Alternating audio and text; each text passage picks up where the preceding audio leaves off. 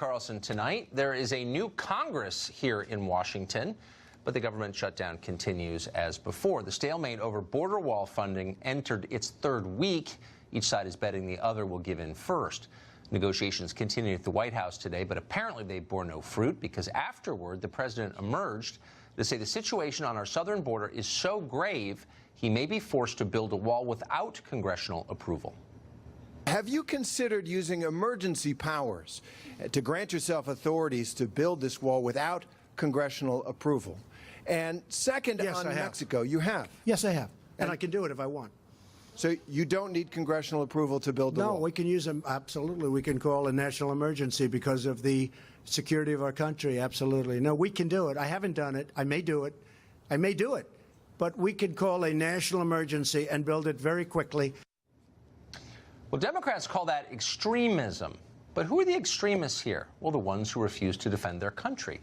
The new Speaker of the House has announced that the Democratic Congress will never, under any circumstances, allocate a single tax dollar to build the border wall. Not because it's too expensive, obviously, these are the Democrats, but because a wall would violate some previously unknown and never explained moral code. Watch. The fact is, a wall is an immorality. It's not who we are as a nation. It's an old way of thinking. Well, it's tempting to assume that the Speaker must have misspoken there, but it's hardly the first time she has said that. Immoral, immorality. She's used those words repeatedly.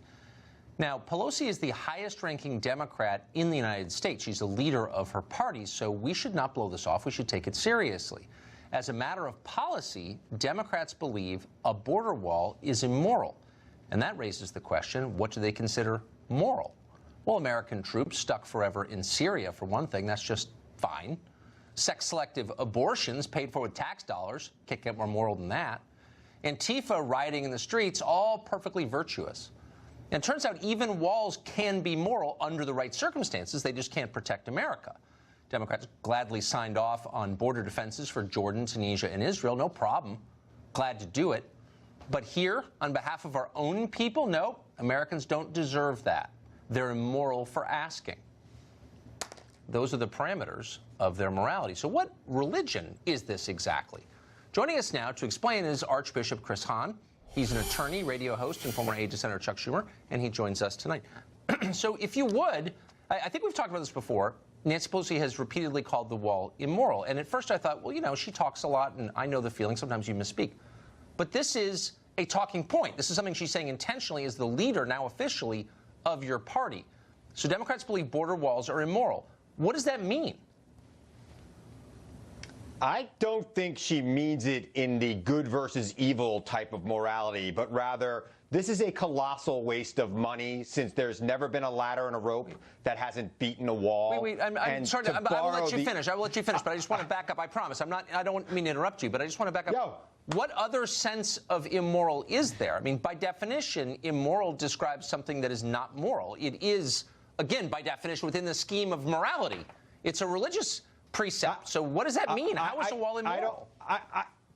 Look, I mean, I don't think she means it in a good versus evil religious way. I think she means what it in other way is there? This is colossally stupid. This is a colossally stupid thing to build when a guy with a ladder that's a foot taller and a rope to get down the other side will beat it. With and all quite respect, frankly, no, to borrow the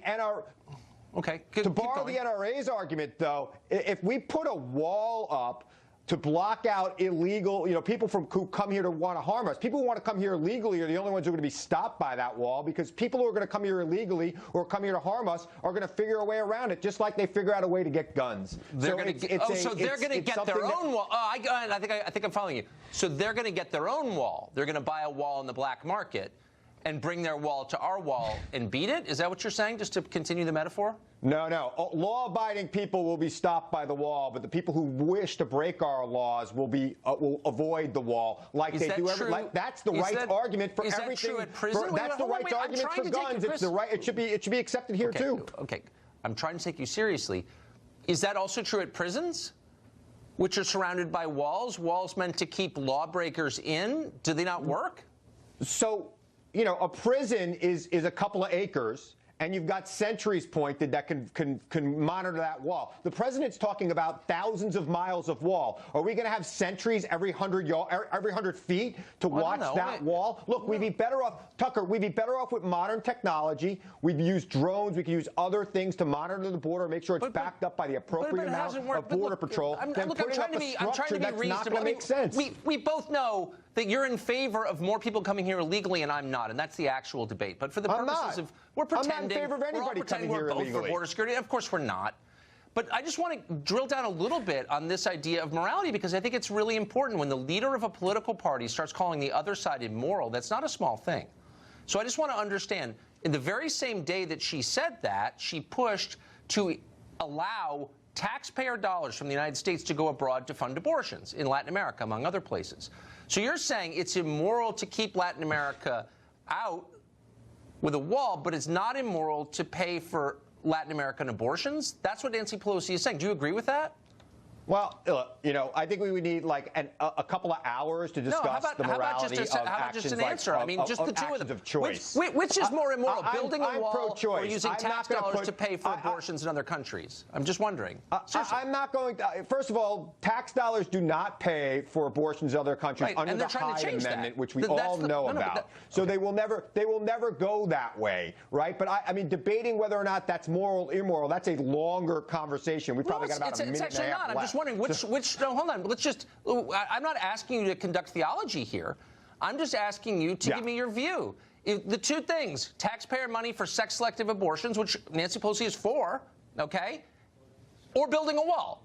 One's immoral. Which one is it? I don't believe that she's for sex-selective abortions in foreign countries. Yes, I think that's an overreach of what she's for.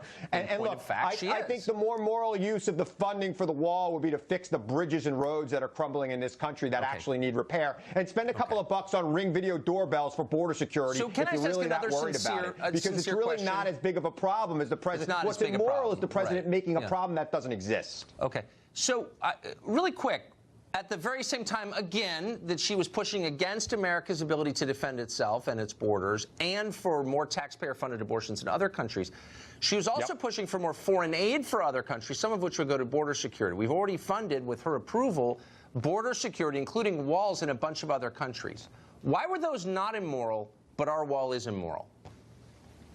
Well, you know, when we talk about the Israeli wall and other countries that have walls like that, they are in a constant state of war with their neighbor. We are not in a state of war with Mexico. We are not having a crisis at the border. People are not lobbing bombs into our country from Mexico. In fact, they're our biggest trading partner. Right. I understand that. And there are a number of barriers in Israel, and some of them are designed to keep terrorists from coming in, and I don't think anyone would question their right to do that. Good for them. Right. But there's also a barrier on the southern border of Israel with Egypt that is designed solely to keep immigrants from Africa out of their country. Now, I think it's Israel's right to build that wall. I would never contest that. I don't have a problem with it. But Nancy Pelosi doesn't have a problem with it either. That wall's not immoral. But our wall is immoral. I honestly don't understand that. What is the answer? You know, we're a nation of immigrants. It's what makes this country great. It's what refreshes this country and gives us a competitive edge with the rest of the world. If the president and his party want to change that, that should be what they talk about. But what they're doing right now is demagoguing about some invisible threat that does not exist at the southern border. And it's time for them to stop and face reality and open the government and have a conversation about real border security. How many people are here illegally now in the United States? Do you know? I would think over 10 million. Between 10 and 14 million. Try over 20, which is the latest estimate, and not from some right-wing organization, but from Ivy League researchers. Does that seem like a lot? Does that seem like the current border security schemes are working to you? Over 20 million people? It seems like a lot, and it seems like a lot, and 90% of those people, Tucker, did not cross the southern border. They overstayed a visa. How do you know? They may have come here on a plane or a boat. Because that's how do you know that? You don't even know within 10 million how many are here. How do you know how they got here? Because I wasn't prepared for that question, but every Ivy League study that I've read shows, every Ivy League study that I've read about this topic says that exact same thing, that most people who are here illegally have just overstayed their visas. And building a wall at the southern border is not going to change that. It's just a colossal waste of money. And if you believe a waste of money is immoral, then it's immoral. How they got here, we're just guessing it's not going to work. Okay, maybe you're right. We'll see. Chris, thank you very much. All right. Thank you, Tuck.